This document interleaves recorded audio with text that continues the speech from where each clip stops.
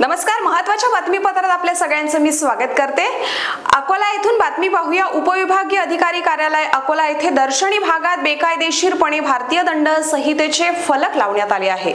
महत्त्वाची बातमी अकोलामधून आहे।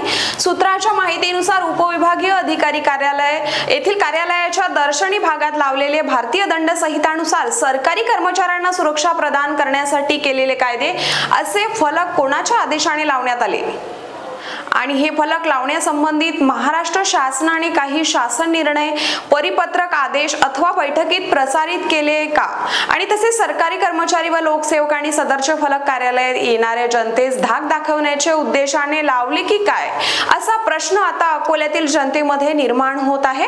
तर सदरचे फलक बेकायदेशीरपणे दर्शनी भागात लावलेले असेल तर सरकारी तिजोरीमधून खर्च करून कोणाच्या आदेशाने फलक लावण्यात आले या गोष्टीकडे माननीय जिल्हाधिकारी अकोला यांनी जातीने लक्ष घालून चौकशी करावी व उपविभागीय अधिकारी कार्यालय येथील लावलेले फलक काढण्याचे आदेश व्हावे अशी अकोलेकरांची मागणी आहे।